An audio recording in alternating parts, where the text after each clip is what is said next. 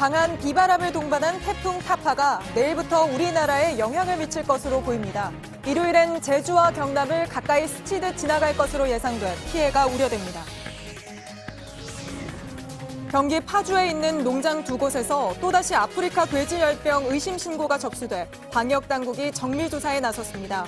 먼저 돼지열병이 발생한 연천 농가에서 반경 10km 안쪽에 위치해 확진 판정이 날 경우 파장이 예상됩니다. 검찰이 조국 장관 부인 정경심 교수를 조 장관 오촌 조카와 횡령 혐의 공범으로 볼 만한 물증들을 확보한 것으로 알려졌습니다. 이런 가운데 조 장관은 오늘 처음으로 일선 평검사들과 검찰개혁 방향 등을 놓고 의견을 나눴습니다. 화성 연쇄살인 사건의 유력한 용의자 이춘재는 오늘 경찰의 세 번째 조사에서도 혐의를 부인했습니다. 경찰은 수사가 길어질 경우 DNA 분석 결과가 일치하는 사건은 자백 없이도 진범으로 특정할 방침인 것으로 알려졌습니다. 독방으로 옮겨진 이춘재는 별다른 동요 없이 평소처럼 잘 지내고 있는 것으로 전해졌습니다. 한편 검찰이 지난 2006년 공소시효가 만료되기 전 성명 불상자로 일단 재판에 넘겼다면 처벌이 가능했을 수 있다는 의견도 나옵니다. 공기청정기가 도로 위로. 내일을 바꾸는 현대수소 전기차. 거센 바람으로 피해를 준 링링이 지나간 지 얼마 안 됐는데 또 태풍이 올라오고 있습니다. 17호 태풍 타파입니다. 큰 비구름을 몰고 일요일 밤에 부산 바로 앞바다를 지날 전망인데요. 경남 남해안에 상륙할 가능성도 있는데 이러면 비바람이 더 거세질 수 있습니다. 먼저 강버들 기자입니다. 오늘 낮 일본 오키나와 남쪽 해상에 있는 태풍 타파의 모습입니다. 시속 2km, 사람이 걷는 것보다 느리게 움직입니다. 수온이 28도 정도인 바다 위에 그만큼 오래 머물게 돼 세력이 점차 강해지고 있습니다. 타파는 강도 강 상태로 일요일 오후 제주 서귀포 부근 해상을 지납니다. 밤에는 부산과 울산에 30km까지 근접해 지날 것으로 보입니다. 2주 전 링링과 달리 타파는 큰 비구름대를 동반해 많은 비를 뿌릴 것으로 보입니다. 주말을 지나 월요일 오전까지 제주 산지에는 600mm, 경상 동해안에는 400mm 넘는 비가 예상됩니다. 초속 45m에 달하는 강한 바람, 10m 넘는 파도도 예상돼 해안과 도서 지역에서는 각별한 주의가 필요합니다. 태풍이 상륙할 가능성도 아직 남아 있습니다. 동쪽으로 트는 전향점이 약간 더 북쪽으로 이동할 경우 해안가 쪽보다는 약간 상륙하는 쪽으로 태풍 진로가 바뀌어질 수 있습니다. 이 경우 비와 바람이 예상보다 더 거세질 전망입니다. JTBC 강버들입니다. 현재까지 예상으로는 제17호 태풍 타파는 모레 밤에 부산 남쪽 해상을 지날 걸로 보입니다. 지난해 10월 남부를 덮쳤던 태풍 콩레이 기억하실 텐데요. 그때와 경로가 비슷합니다. 콩레이는 하루에만 200mm가 넘는 비를 뿌렸는데 그래서 이번에도 비 피해가 걱정입니다. 배양진 기자입니다.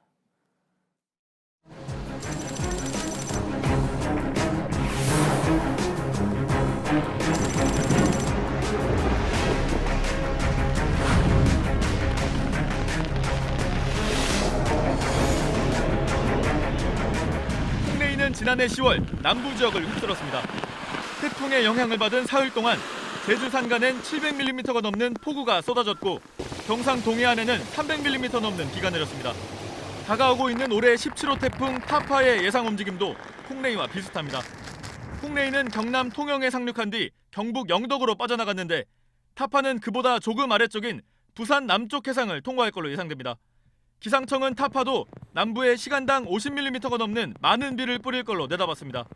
2016년 태풍 차바도 비슷한 길을 지나갔습니다.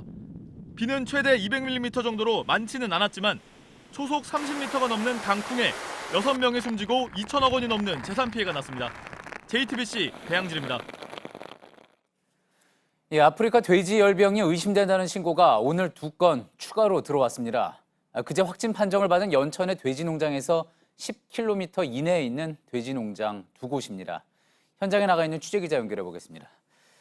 김세영 기자, 아직 결과가 나오지는 않은 걸로 알고 있는데 이 돼지 열병이 맞는지 아닌지 확진은 언제쯤 나올 것 같습니까? 네, 확진 판정 여부는 오늘 밤 늦게나 나올 것 같습니다. 오늘 오전 경기 파주시 파평면과 적선면에서 각각 1마리와 2마리의 돼지가 폐사했다는 신고가 접수됐습니다. 현재 방역당국은 통제선을 쳐 외부인의 출입을 막고 있는 상태입니다. 예. 지금 김세현 기자가 나가 있는 곳이 정확하게 행정구역상으로 파주시 파평면이죠. 네, 저는 지금 파주시 파평면 돼지농장 앞에 나와 있습니다. 돼지열병이 처음 발생한 파주 농가에선 25km 이상 떨어져 있는데요. 하지만 그제 확진 판정이 난 연천 농가에선 더 가깝습니다. 각각 7.4km와 9km 거리에 있는데요. 이 때문에 중점 관리 지역으로 설정이 돼 돼지의 이동이 금지된 곳입니다. 예. 자, 그렇다면 두 번째 발병 지역 연천하고 가깝다는 건데요. 그렇다면 그곳에서 바이러스가 옮겨졌을 가능성도 있습니까?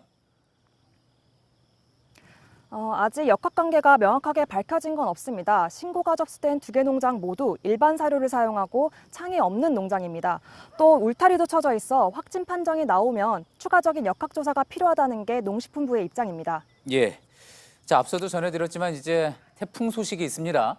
바람이 강하고 또 비가 내리면 방역에 혹시 어려움이 생기지 않을까 걱정도 되는데 어떻습니까? 네, 방역당국도 태풍이 몰고 올 강한 비바람에 대비를 하고 있습니다. 농장 울타리를 무너뜨리거나 축사가 붕괴돼서 예상치 못하게 방역에 구멍이 날 수 있기 때문인데요. 이미 지난 태풍 링링과 가을 장마가 뿌린 많은 비로 인해 지반이 약해진 만큼 철저한 대비가 필요한 상태입니다. 당국은 태풍이 지나가는 대로 농장 주변과 집중관리 지역에 대해 대대적인 방역 작업을 펼칠 예정입니다. 예, 잘 들었습니다. 경기도 파주시 파평면에서 김세현 기자였습니다. 조국 법무부 장관 가족에 대한 수사 소식입니다. 검찰이 조 장관의 부인 정경심 교수 등을 공범으로 판단해 수사 중인 걸로 알려졌습니다. 앞서 검찰은 조 장관의 오촌 조카 조범동 씨가 사모펀드 운용자금과 투자사의 돈 수십억 원을 횡령한 혐의로 구속했는데 이 돈 가운데 상당수가 정 교수에게 흘러간 걸로 보고 공범인지 검토 중이라는 겁니다. 박병현 기자입니다. 조국 법무부 장관의 오촌 조카 조범동 씨는 코링크 프라이빗 에쿼티의 펀드들이 투자한 회사들에서 수십억 원을 받았습니다. 검찰은 조 씨가 조 장관 가족 펀드가 투자한 웰스시엔트에서 23억여 원을, 배터리 펀드가 투자한 WFM에선 10억 원을 받은 것으로 파악했습니다. 그런데 이 돈의 일부가 정 교수에게 흘러간 걸로 알려졌습니다. 때문에 검찰은 조 씨의 수십억 원에 달하는 횡령 혐의에 정 교수를 공범으로 볼지 검토 중입니다. 또 정 교수의 남동생은 누나 정 교수가 자본금을 댄 코링크에서 매달 800만 원씩 1억여 원을 받았습니다. 정 교수 남매가 자본금을 대고 주주가 된 뒤 코링크에서 돈을 받아간 걸로 의심하고 있습니다. 코링크를 실제 운영한 조 씨, 그리고 정 교수 남매를 공범으로 보는 이유입니다. 검찰은 다음 주 정 교수를 불러 펀드 운영에 어떻게 개입했는지, 조 씨와 동생 정 씨 등에게 운용사와 펀드, 투자사에 대한 정보를 나누고 업무에 관여했는지 등을 확인할 예정입니다. JTBC 박병현입니다. 예, 검찰은 오늘 조국 장관 가족의 사모펀드 의혹과 관련해서 자동차 부품 업체 익성을 포함한 여러 곳을 압수수색했습니다. 검찰의 취재기자 연결해서 압수수색의 의미와 또 앞으로 수사 전망 들어보겠습니다. 신아람 기자, 검찰이 구체적으로 어디를 압수수색한 겁니까? 네, 검찰이 동시다발적으로 압수수색에 나선 건 지난달 27일을 비롯해서 이번이 세 번째입니다. 조 장관 가족이 출자한 사모펀드를 운용하는 회사이자 조 장관의 오촌 조카인 조범동 씨가 실소유한 것으로 지목된 코링크 프라이빗 에쿼티와 관련한 건데요. 검찰은 오늘 코링크가 투자한 자동차 부품업체 익성 본사와 자회사 그리고 전형직 임원들의 자택에 검사와 수사관들을 보내서 자료를 확보했습니다. 예. 자, 이 익성이라는 회사가 사모펀드 의혹의 핵심이라는 주장 계속 나왔습니다. 어떤 곳이길래 그런 말이 계속 나오는 겁니까? 익성은 원래 현대차 등의 자동차 부품을 납품하던 곳이었습니다. 하지만 최근에 2차 전지 사업 등을 시작해왔습니다. 코링크는 2016년에 사모펀드인 레드코어 밸류업 1호를 만들고 40억을 투자받아서 익성에 재투자한 뒤에 3대 주주가 됐습니다. 이런 과정들 때문에 코링크가 익성을 코스닥에 상장시켜서 차익을 얻으려 한 것 아니냐는 의혹이 나온 상태입니다. 예, 그러면서 이 익성이라는 업체가 사모펀드 의혹 곳곳에 등장하고 있지 않습니까? 어떤 의혹인 건지 좀 설명을 해주실까요? 네, 익성은 코링크가 만든 내부 문건에 와이파이 사업의 수익 모델을 만드는 데 참여할 예정인 회사로 등장합니다. 익성은 2차 전지 자회사인 IFM이란 회사도 세웠습니다. 코링크가 운영하는 펀드들이 2차 전지 사업을 잇따라 시작했고 익성이 이 사업들의 중심이 됐다는 의혹이 나왔습니다. 익성은 코링크가 운영하는 펀드인 블루코어 밸류업 1호가 투자한 가로등 전멸기업체 웰스 CNT로부터 13억 원을 투자받기도 했습니다. 그래서 익성이 조 장관의 오촌 조카 조범동 씨와 조 장관의 부인인 정경심 교수의 펀드 투자의 핵심 연결고리가 아니냐는 의혹도 나왔습니다. 예. 자, 그리고 이제 검찰이 조 장관의 딸 의혹과 관련해서도 압수수색에 나섰다고 하죠. 어떤 내용입니까? 네, 검찰은 오늘 조 장관의 딸 조모 씨의 입시 비리 의혹과 관련해서 분당 차병원과 경기 포천에 있는 차의과대학교 의학전문대학원을 압수수색했습니다. 조 씨는 이 의학전문대학원에 지원했다가 불합격한 걸로 알려졌는데요. 이 검찰은 조 씨가 위조된 표창장 등 허위 자료를 냈다면 업무방해 혐의를 적용할 수 있다고 보는 걸로 전해졌습니다. 조 씨는 지난 16일에 비공개로 조사를 받았는데요. 이번 주말에도 조사를 받게 된 걸로 알려졌습니다. 예, 서울중앙지검에서 신아람 기자였습니다. 이런 가운데 조국 법무부 장관은 취임 이후 처음 일선 검찰청을 찾았습니다. 검사들을 직접 만나 대화를 나눠보겠다는 취지였는데 조 장관은 이 자리에서 가족 수사와 관련한 이야기도 나왔다고 언급했습니다. 이도성 기자입니다. 장관님 일가 수사에 관련된 얘기도 나왔나요? 살짝 나왔습니다. 의정부지검에서 평검사 21명과 마주 앉은 조국 장관은 대화가 끝난 뒤 자신의 가족들에 대한 수사 얘기도 있었다고 밝혔습니다. 하지만 구체적인 내용은 설명하지 않았습니다. 앞서 조 장관이 전국 검사와 수사관들을 만나 검찰개혁 방향을 듣겠다고 밝힌 뒤 첫 행보였습니다. 대화에선 주로 수사권 조정과 인사제도 등에 대해 평검사들이 얘기하고 조 장관은 한두 개 질문에 답한 것 외엔 주로 검사들의 말을 들었다고 했습니다. 특히 강원랜드 채용비리 청탁 의혹에 대한 수사 외압을 폭로했던 안미영 검사가 여러 의견을 밝힌 걸로 알려졌습니다. 안 검사는 인사제도와 형사부 검사의 고충에 대해 자세히 설명한 걸로 전해졌습니다. 대화에 앞서 조 장관은 현장의 목소리를 정책에 반영하기 위한 것이라며 이번 만남의 의미를 밝혔습니다. 검사분들과 직원분들의 생생한 목소리를 듣는 것이 중요하다고 생각을 했습니다. 한편 조 장관의 대학 동기인 임무영 서울고검 검사는 검찰 내부 게시판에 왜 하필 지금 하는지 의문이라며 오늘의 퍼포먼스가 무엇을 추구하는지 의구스럽다고 지적했습니다. 법무부는 이에 대해 사전 각본이 없었다고 설명했습니다. JTBC 이도성입니다. 예, 오늘 발표된 한 여론조사에서 문재인 대통령의 국정 지지도가 40%를 기록했습니다. 최근 조금씩 낮아지다가 대선 득표율보다 낮아진 건데요. 청와대 취재기자 연결해서 청와대 반응 등을 살펴보겠습니다. 자, 심수미 기자, 오늘 여론조사는 정기적으로 이뤄지는 갤럽 조사였던 거죠? 네, 그렇습니다. 한국갤럽이 금요일마다 주간 조사 결과를 발표하는데요. 문재인 대통령의 직무 수행에 대한 긍정평가는 40%, 부정평가는 53%였습니다. 이전 조사인 2주 전보다 긍정평가는 3%포인트 낮아졌고 부정평가는 더 늘었습니다. 40%의 지지율은 갤럽 조사로는 취임 이후 가장 낮은 수치입니다. 부정평가 이유로는 인사 문제가 가장 많이 꼽혔습니다. 조국 장관 임명 이후에 검찰 수사가 진행되면서 영향을 받은 걸로 풀이됩니다. 어제 발표된 리얼미터 조사에서도 국정 지지도가 떨어진 바 있습니다. 예, 이에 대해서 청와대는 어떤 입장입니까? 네, 오늘 청와대 브리핑에서 기자들이 고민정 대변인에게 여론조사 결과에 대한 입장을 물었는데요. 고 대변인은 지지율이 떨어졌다고 의기소침하면 더 큰 문제라고 말했습니다. 돼지열병과 태풍, 또 일본 수출 규제와 같은 현안이 산적해 있는 만큼 해야 할 업무에 충실하겠다는 겁니다. 지지율이 높았을 때도 그랬듯이 일희일비하지 않겠다고 강조했습니다. 예. 맞습니다. 물론 여론조사에 일희일비할 것은 아니지만 이 지지율이 종종 또 국정 운영의 동력이 되기 때문에 청와대로서는 또 아예 무시하기는 힘들 것 같습니다. 네, 고 대변인의 말은 공식적인 입장인데요. 내부적으로는 여론의 추이를 예의주시하고 있는 분위기도 물론 있습니다. 그런데 과거와 달리 이번 여론은 조국 장관 일가에 대한 이 검찰 수사 부분이 커서 딱히 정책적이거나 어떤 정무적인 대응을 하기 어렵다는 한계도 있습니다. 조국 장관 관련해서 청와대 핵심 관계자는 이 조 장관 본인이 책임질 명백한 위법이 드러난 게 없지 않느냐면서 임명 당시의 기조와 변한 게 없다고 강조했습니다. 예. 오늘 민주당에서는 내부 결속을 강조했던 것 같습니다. 양정철 민주연구원장이 입장을 냈다고 하죠. 네, 양정철 민주연구원장은 원팀의 무서운 단결력으로 내년 총선에서 승리하자는 취지의 메일을 전 직원들에게 보냈습니다. 이 조국 장관 국면에서 당에서 서로 다른 목소리가 새어나가는 것을 차단하기 위한 목적으로 풀이가 됩니다. 청와대 역시 직원들에게 기자를 접촉할 때는 언행을 각별히 주의하라는 지침을 내린 걸로 알려졌습니다. 역시 대외적으로 청와대가 흔들리는 모습을 보이지 말자는 걸로 보입니다. 예, 알겠습니다. 청와대에서 심수미 기자였습니다. 지금부터는 화성 연쇄살인 사건 소식 전해드리겠습니다. 경찰이 오늘 세 번째 조사를 벌였는데 이춘재는 이번에도 혐의를 부인했습니다.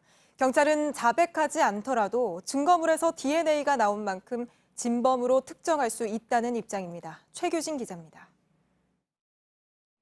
경찰은 오늘 이춘재가 복역 중인 부산 교도소를 찾아 3차 조사를 벌였습니다. 이춘재는 지난 18일 1차 조사에 이어 어제 2차 조사에서도 혐의를 부인했습니다. 앞서 5, 7, 9차 사건 증거물에서 DNA가 나왔지만 자신은 무관하다고 주장했습니다. 하지만 경찰은 자백 없이도 DNA가 일치해 문제가 없다는 입장입니다. 증거력이 높은 DNA 분석 결과를 토대로 검찰의 진범으로 특정해 송치할 수 있다고 판단했습니다. 다만 화성 사건의 공소시효가 모두 끝나 공소권 없음으로 종결됩니다. 하지만 DNA가 나오지 않은 나머지 사건까지 이춘재를 진범으로 특정하기엔 한계가 있습니다. 경찰은 수사가 장기화될 가능성이 높아진 만큼 이춘재를 수사본부와 가까운 교도소로 이감하는 방안도 논의 중입니다.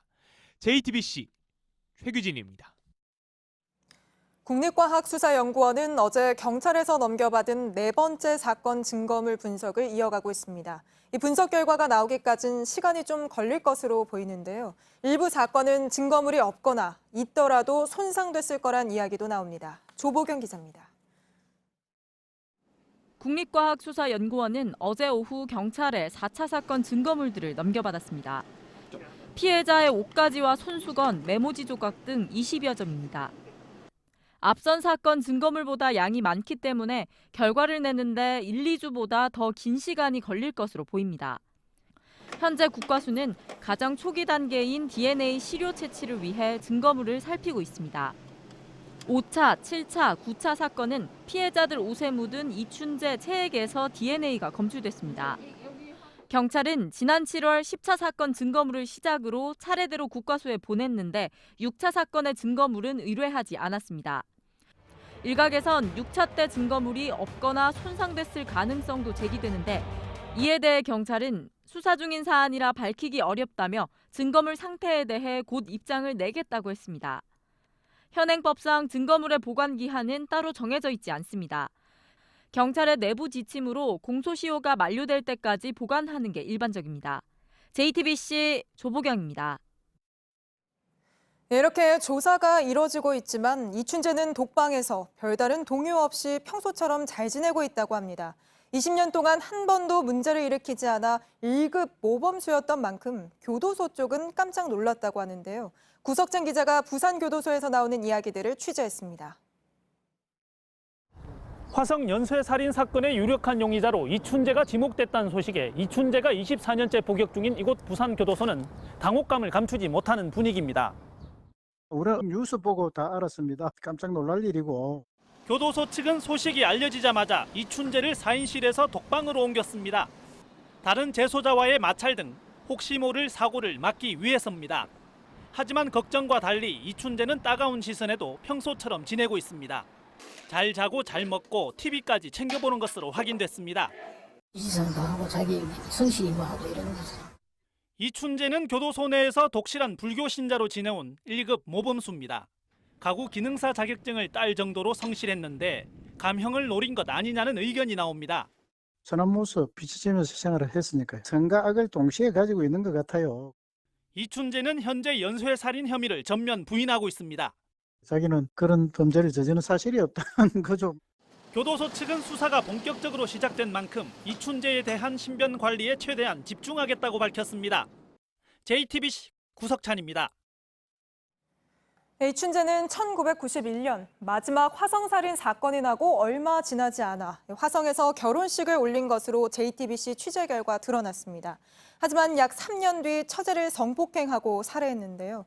김지성 기자가 옛 인척을 통해 당시 행적들을 들어봤습니다. 이춘재가 살았던 충북 청주의 한 빌라입니다. 1994년 이춘재는 아내 아들과 함께 이곳에 살던 중 처제를 잔혹하게 살해했습니다. 화성 연쇄살인 사건이 모두 멈춘 뒤 2년 9개월 지난 시점입니다. JTBC는 이 씨와 과거 인척 관계였던 A 씨를 통해 당시의 행적을 들었습니다.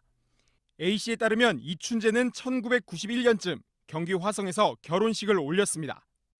10차 사건이 일어난 직후입니다. 1992년엔 아들을 낳았습니다. 청주로 이사를 한 건 이듬해입니다. 짧았던 결혼 생활은 평탄하지 못했습니다. 처제 살인 사건의 판결문에도 이 씨가 2살 난 아들과 아내에게 구타를 일삼았다고 나옵니다. A 씨는 가정 불화를 못 견뎌 가출한 이춘재의 아내에게 자신이 밥을 사고 용돈도 줬다고 당시를 기억했습니다. 이춘재는 가출한 아내에게 불만을 품고 결국 자신의 처제까지 성폭행 뒤 살해했습니다. 경찰은 화성 사건과는 별개로 이춘재가 1994년 처제 살인 사건 이전에 또 다른 범행을 저질렀는지 들여다보고 있습니다. JTBC 김지성입니다. 이춘재는 이렇게 처제를 살해한 뒤 파출소로 가서 처제가 납치된 것 같다며 직접 실종 신고를 했습니다. 하지만 당시 형사가 이 태연스러운 모습을 수상히 여겨서 붙잡을 수 있었습니다. 이춘재는 당시 혐의를 부인하면서도 살인을 저지르면 몇 년을 사느냐 이렇게 형량을 물었다고 하는데요. 이춘재를 붙잡은 김식은 형사를 정영재 기자가 만났습니다. 이춘재가 경찰에 붙잡힌 건 1994년 1월 13일입니다. 자신의 집에서 처제를 죽인 날입니다. 이춘재는 범행 후 장인어른과 함께 파출소를 찾아 태연히 실종 신고를 했습니다. 자신의 집에 다녀간 처제가 납치된 것 같다며 거짓말을 한 겁니다. 당시 청주 서부경찰서 특별수사팀 김식은 형사가 피해자의 집으로 갔습니다. 그런데 울며 걱정하는 다른 가족과 달리 이춘재는 그저 멀뚱멀뚱 서 있었습니다. 이를 수상히 여긴 김 형사는 이춘재를 경찰서로 데려갔습니다. 차 뒷좌석 태우고 뒤에 이렇게 딱 탔는데 무릎이 이렇게 딱 된 거예요. 무릎이 탁 떠는 거예요. 이춘재는 경찰의 혐의를 부인하며 A4용지 7장 분량의 진술서를 여러 번 써냈습니다. 내용이 조금씩 달랐고 추궁이 이어지자 갑자기 이상한 질문을 하기 시작했습니다. 화장실에 강간 안면에서 살인 안면에서 이춘재는 세탁기 아래에서 혈흔이 나오자 경찰에 결국 자백했습니다. 하지만 검찰에선 혐의를 다시 부인했습니다. 김 형사가 때려서 자백했다 이게 허위 자백이야 이게. 화성 연쇄살인 사건 당시 경찰이 자백을 강요해 문제가 된 일을 알고 이를 이용했을 거란 분석도 나옵니다. JTBC 정영재입니다. 대표적인 장기 미제 사건인 화성 연쇄살인 사건과 개구리 소년 실종 사건은 모두 2006년에 공소시효가 끝나서 지금 진범을 잡는다 하더라도 처벌할 수 없죠. 그런데 당시 시효가 끝나기 한 달 전에 검찰에선 피고인을 성명불상자로 재판에 넘기자는 주장이 나왔던 것으로 확인됐습니다. 진범을 아직 잡지는 못했지만 일단 재판에 넘겨놓으면 시간을 더 벌 수 있다는 주장이었는데 무리하게 기소하는 걸 놓고 논란이 일어 결국 이루어지지는 못했습니다. 김선미 기자입니다. 화성 연쇄살인 사건과 개구리 소년 사건의 공소시효 만료 약 한 달 전인 2006년 3월 초 검찰 내부망에는 잡히지 않은 피고인을 성명불상자로 재판에 넘기자는 글이 올라왔습니다. 당시 부부장 검사였던 이성윤 현 법무부 검찰국장은 공소시효 뒤에 숨어 유유자적할 범인을 생각하니 억울한 생각이 든다며 과감한 기소를 하면 어떨까 싶다고 제안했습니다. 당시 형사소송법상 살인죄 공소시효는 15년인데 재판에 넘겨두면 법원이 소송 조건을 갖추지 못했다고 선고할 때까지 15년을 더 벌 수 있다는 취지였습니다. 늘어난 기간에 진범을 잡으면 처벌할 수 있다는 겁니다. 김욱준 현 순천지청장도 당시 화성 연쇄살인 사건인 유전자가 파악됐기 때문에 동종 전과자와 유전자 정보를 대조해 범인을 찾을 수 있다며 찬성했습니다. 두 검사의 주장이 받아들여졌다면 이번에 유력한 용의자가 된 이춘재를 처벌할 가능성이 생길 수 있었던 겁니다. 하지만 당시 특정되지 않은 피고인을 무리하게 기소하는 것에 대해 논란이 이뤄지지 못했습니다. JTBC 김선미입니다. 30년이 지난 화성 사건 현장을 저희 취재진이 다녀왔습니다. 개발을 거듭했지만 그 모습 그대로 남아있는 곳도 있었고 주민들은 여전히 그날을 기억했습니다. 박민규 기자입니다.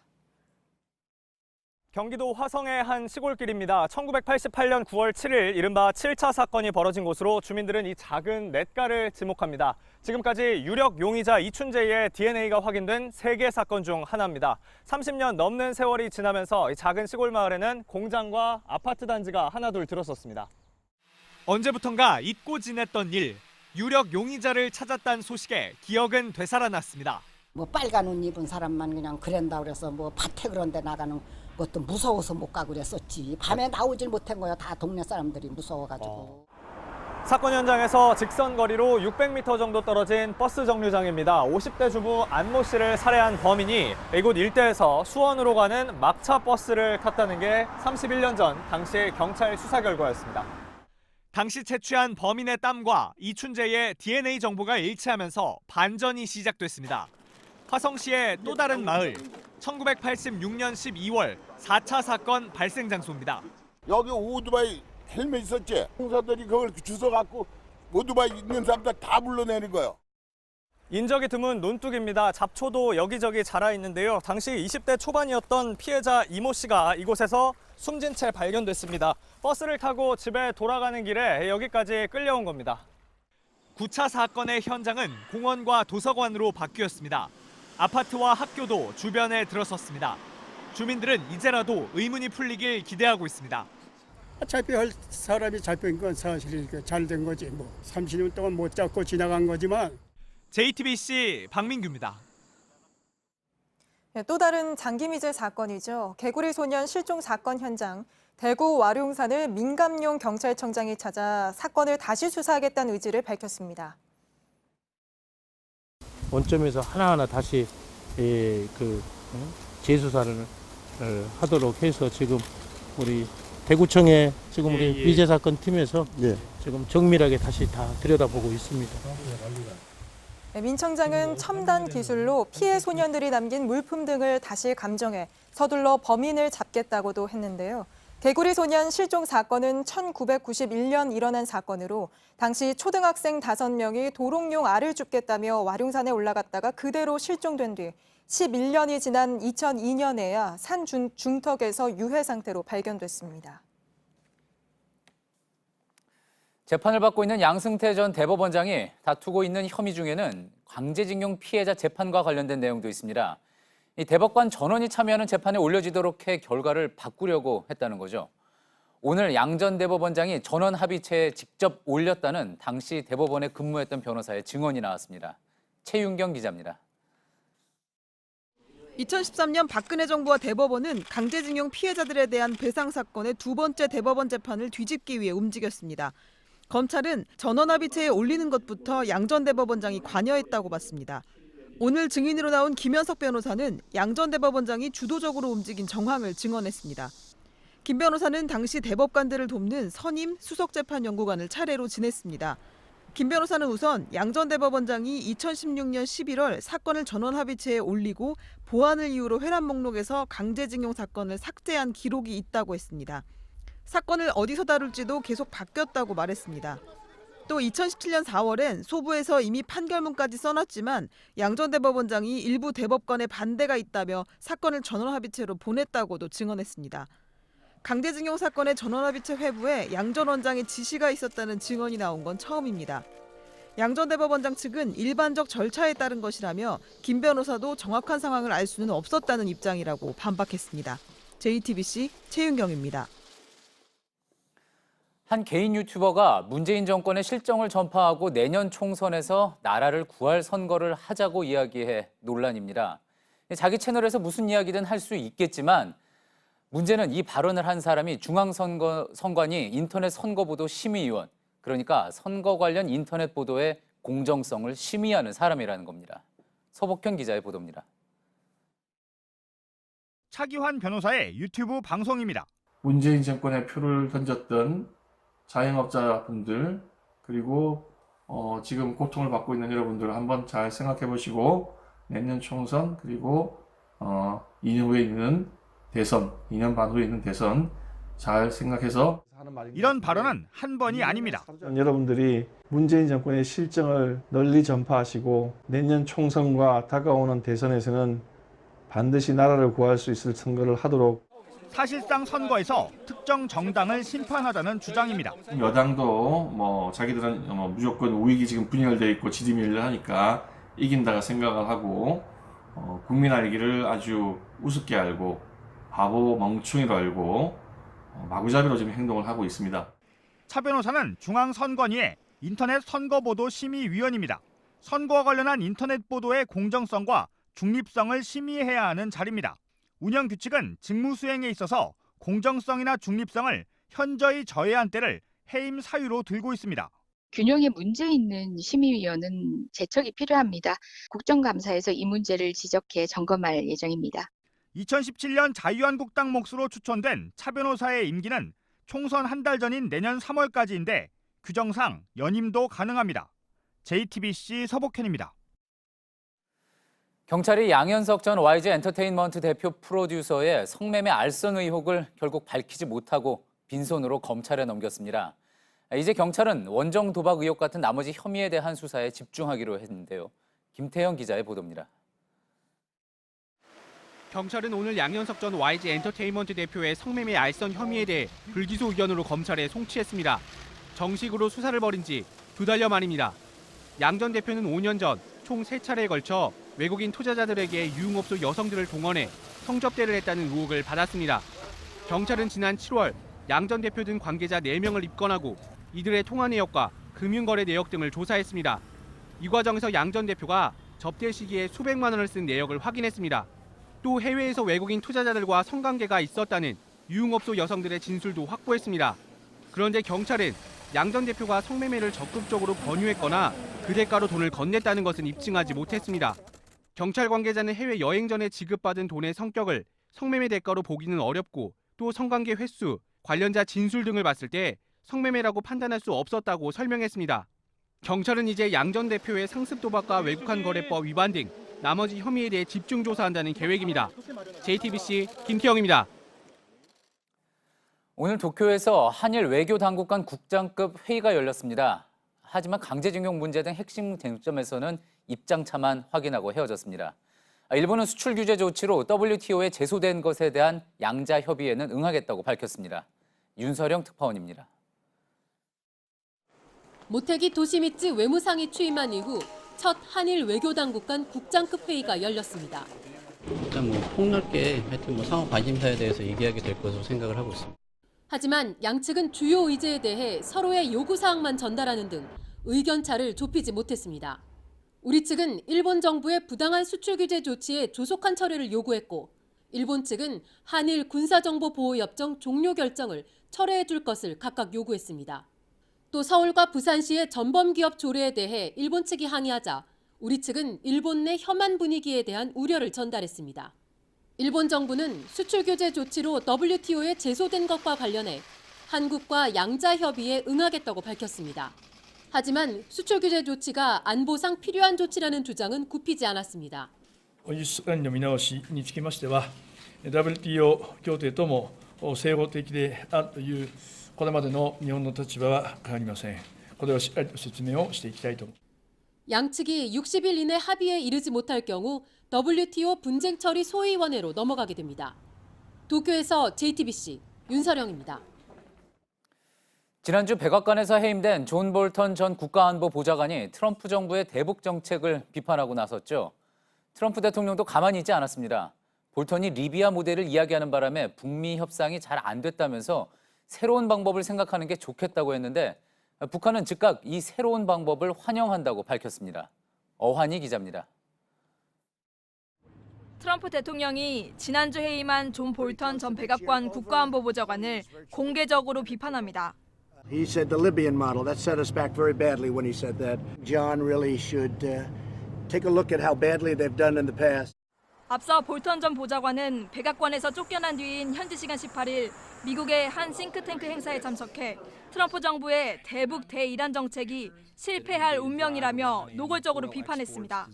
이에 트럼프 대통령이 볼턴 전 보좌관을 향해 말은 쉽다며 정면으로 받아친 겁니다. 또 리비아식 모델을 비판하며 어쩌면 새로운 방법이 좋을지 모른다고 덧붙였습니다. 최근 미국을 향해 회의적인 입장을 잇따라 발표했던 북한은 오늘 오후 트럼프 대통령의 뜻을 환영한다고 밝혔습니다. 스티븐 비건 미국 국무부 대북정책 특별대표의 카운터파트로 알려진 김명길 외무성 순회대사의 명의로 담화를 낸 겁니다. 김 대사는 트럼프 대통령이 리비아식 핵포기 방식의 부당성을 지적하고 북미 관계 개선을 위한 새로운 방법을 주장했다는 보도를 흥미롭게 읽었다고 강조했습니다. 김 대사는 이번 담화를 통해 본인이 북미 실무 협상의 북측 수석 대표임도 처음 공개적으로 발표했습니다. JTBC 어환입니다. 오늘 오전 서울 서대문구에 있는 경찰청 앞에서 물난리가 났습니다. 묻혀있던 상수도관이 터진 건데 8차선 도로 전체가 한때 통제되기도 했습니다. 이상엽 기자입니다. 갈라진 아스팔트 도로 사이로 수돗물이 쏟아집니다. 사람들이 오가는 인도 경계서까지 물이 차올랐습니다. 양수기가 물을 퍼내고 복구 작업이 한창입니다. 오늘 오전 8시 30분쯤 서울 미근동 경찰청 앞 도로에 묻혀있던 상수도관이 터졌습니다. 땅이 무너지고 도로가 일부 침수됐습니다. 인명피해는 없었지만 사고 현장 인근 서소문 고가도로를 포함해 일대 도로가 한때 모두 통제됐습니다. 경찰이 출근길 차량들을 막으면서 교통정체가 심했습니다. 서울시 상수도사업본부는 도로 밑에 설치된 직경 70cm 상수도관 2인부의 볼트가 파손돼 그 틈으로 물이 샌 걸로 보고 있습니다. 버스 정류장 있고 차량들이 계속 이제 다니는 길이다 보니까 계속된 그 차량 진동, 그런 하중을 피로도가 쌓인 것 같아요. 오늘 밤까지 모두 복구할 방침입니다. JTBC 이상엽입니다. 비타민이나 오메가3 같은 건강식품들. 해외에서 사면 값도 싸고 종류도 다양해서 온라인 주문하시는 분들 많으시죠? 그런데 우리나라에선 금지된 성분이 들어있으면 바로 압수당하고 돈도 못 돌려받을 수 있습니다. 배송이나 환불이 제대로 안 돼 낭패를 보는 경우도 있다고 하니 꼼꼼히 따져보셔야겠습니다. 이한주 기자입니다. 우리나라 사람들이 많이 찾는 건강식품 해외 직구 사이트입니다. 남성 호르몬을 강화한다는 제품입니다. 그런데 우리나라에 수입이 금지된 성분들이 보입니다. 많이 먹으면 불면증과 환각, 뇌졸중까지 일으킬 수 있습니다. 대부분 통관 과정에서 압수되는데 환불받을 수도 없습니다. 소비자원에 접수된 피해 사례도 환불과 취소 관련 불만이 가장 많았습니다. 색깔이 변한 영양제를 받고도 반품을 못한 경우도 있습니다. 이 약을 먹어서 제가 몸이 안 좋아졌다는 내용을 증명해 오라고 하시더라고요. 그래야지 이제 적절한 조치를 취해주겠다 이래서. 지난해 건강식품을 온라인으로 해외 구매한 소비자 7명 가운데 1명꼴로 이렇게 환불이 안 되거나 배송이 늦어지는 등 불편을 겪었습니다. 건강식품 해외 직구 때 주의할 점은 식품안전나라와 국제거래 소비자 포털을 통해 확인할 수 있습니다. JTBC 이한주입니다. 주택담보대출을 1%대 고정금리로 갈아탈 수 있는 안심전환대출. 신청받기 시작한 지 오늘로 딱 닷새째인데요. 14조 원이나 나갔지만 여전히 온라인 창구엔 수만 명이 대기 중입니다. 새벽잠까지 설쳐가며 하고 있는데도 신청하기 어렵다는 불만도 쏟아지는데 이세누리 기자가 전해드립니다. 서민형 안심전환대출 신청 닷새째. 주택금융공사 홈페이지엔 여전히 대기자가 7만 명이 넘습니다. 문의 전화도 하루 종일 먹통입니다. 죄송합니다. 지금은 통화량이 많아 연결되지 않으니. 집값이 9억 원을 넘지 않으면 변동금리로 받은 주택담보대출을 최저 연 1%대 고정금리로 바꿔주는 상품이 안심전환대출입니다. 온라인 신청은 첫날부터 폭주했습니다. 하루 종일요. 그러니까 아침 9시부터 6시, 7시, 8시 새벽에도 해봤는데 안 돼요. 16일인가? 그때부터 20일, 오늘 20일이잖아요. 안 돼요, 안 돼. 도대체 어떤 사람들이 했는지 모르겠어요. 이렇게 온라인에 몰리는 건 오프라인보다 금리가 0.1%포인트 더 낮기 때문입니다. 오늘 새벽 4시에 일어나서 했어요. 근데 또 안 됐어요. 이렇게 접속이 안 되면 방문해서 하는 거하고 금리 차이를 둘 필요가 뭐가 있나. 인기몰이 한편에선 형평성 논란도 일고 있습니다. 이미 고정금리로 대출받은 사람은 대상이 아니어서 낮은 금리로 갈아타기 어렵다는 겁니다. 서민형이란 말과 달리 집을 가진 사람들만 혜택을 받는다는 불만도 나옵니다. 오늘까지 신청액은 약 14조 원, 한도의 70%를 채웠습니다. 주택금융공사는 다음 주까지 신청을 받은 뒤 집값이 낮은 순서대로 대상을 정할 예정입니다. JTBC 이세누리입니다. 고혈압이나 당뇨병, 비만 같은 심혈관 질환은 치매를 더 잘 걸리게 하는 원인으로 꼽히는데요. 이런 위험 인자가 남녀별로 다르다는 연구 결과가 나왔습니다. 여성은 비만과 고혈압, 남성은 저체중이 특히 위험하다고 합니다. 이상화 기자입니다. 삼성서울병원 연구팀은 65세 이상 노인 1,300명의 MRI 영상을 분석했습니다. 되뇌 피질 두께가 얇은 사람의 특징을 확인하기 위해서입니다. 되뇌를 감싸고 있는 되뇌 피질이 얇아질수록 치매 가능성도 높아지기 때문입니다. 특히 알츠하이머 치매에 걸릴 위험이 큽니다. 그런데 남녀 간 뚜렷한 차이가 있었습니다. 여성은 고혈압과 당뇨, 비만인 경우 되뇌 피질이 크게 줄어들었습니다. 또 교육을 적게 받은 경우도 관련이 있었습니다. 고혈압, 당뇨, 고지혈증, 비만 이런 것들이 전반적으로는 피질의 두께를 이렇게 저하시키는 요소긴 한데요. 여자에 있어서 좀 더 두드러지게. 남성은 저체중이 주요 치매 원인이었습니다. 저체중은 BMI 18.5 이하로 키 170cm에 53kg이 안 될 때 해당됩니다. 여성과는 반대로 키 대비 체중이 너무 가벼울 때 상대적으로 뇌의 노화 속도가 더 빨라진 겁니다. 연구진은 이런 결과가 남성과 여성의 호르몬과 생활 습관 차이 때문인 걸로 추정하고 있습니다. JTBC 이상화입니다. 미국 백악관 근처에서 두 차례 총격 사건이 일어나 1명이 숨지고 8명이 다쳤습니다. 현지 시간 19일 밤 10시쯤 백악관에서 북쪽으로 3km 정도 떨어진 한 아파트 단지에서 첫 번째 총격이 있었고 30분 뒤쯤 백악관에서 북동쪽으로 6km 정도 떨어진 곳에서 두 번째 총격이 있었다고 합니다. 경찰은 사건 현장 근처 상가에서 목격된 남성 2명을 용의자로 보고 쫓고 있습니다. 불어난 물에 집과 도로가 잠겼습니다. 휴스턴 등 텍사스주 남동부 지역이 심각한 홍수 피해를 입었습니다. 열대성 저기압 이멜다 영향으로 멕시코만 연안에 폭우가 내려 텍사스 휴스턴 등지에 주민 1,000명 정도가 고립됐다 구조되기도 했습니다. 위안부를 다룬 다큐멘터리 영화 감독이 일본 우익 인사들에게 고소를 당했습니다. 주전작을 제작한 일본계 미국인 미키 데자키 감독이 명예훼손으로 고소를 당했다고 뉴욕타임스는 보도했습니다. 영화에서 일본군 위안부가 거짓이라고 주장했던 일본 우익 5명은 감독이 편파적으로 영화를 만들었다고 주장하며 피해를 보상하고 영화 상영도 중단하라고 요구했습니다. 동해상 러시아 배타적 경제 수역에서 불법으로 조업을 하다 러시아 국경수비대에게 붙잡힌 북한 선원들 가운데 1명이 부상으로 숨졌다고 러시아 당국이 밝혔습니다. 이 선원은 지난 17일 러시아 수비대가 북한 어선과 선원을 단속하는 과정에서 저항하다가 부상을 입은 것으로 알려졌습니다. 당시 납포된 북한 어선과 160여 명의 선원은 오늘 극동 나호카 항으로 이송됐습니다. 복지부가 액상형 전자담배 사용을 당분간 자제하라고 권고했습니다.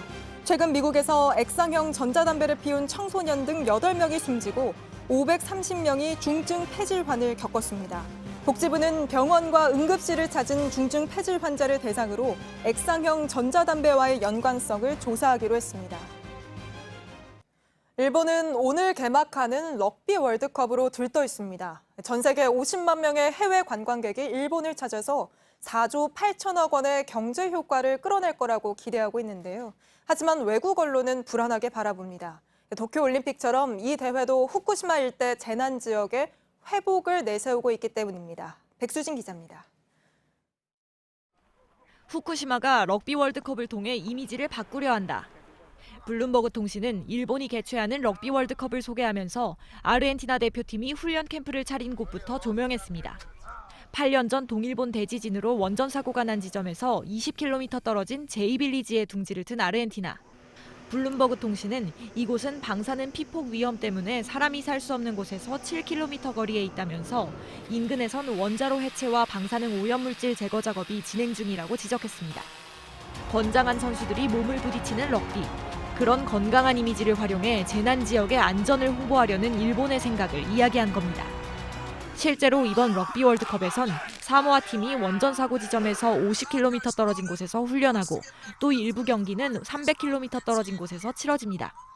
8년 전 지진에 일이 덮쳐 물에 잠겼던 곳에 잔디가 깔리고 경기장이 생겼는데 이름은 부흥 스타디움입니다.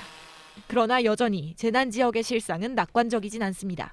블룸버그 통신은 일본인 8명 중 1명은 안전검사를 거친 후쿠시마산 식자재 구매를 망설인다는 내용도 언급했습니다. 지난 3월에도 한쪽엔 재난 피해자 묘지가 있는데 다른 한쪽엔 새로운 경기장을 짓고 럭비 월드컵을 개최한다며 럭비 월드컵도 쓰나미가 휩쓸고 간 지역을 구할 수 없다고 전했습니다. 일본은 럭비 월드컵이 50만 명의 해외 관광객을 끌어들이고 4조 8천억 원의 경제 효과를 이끌어낼 것이라 기대하고 있습니다. JTBC 백수진입니다.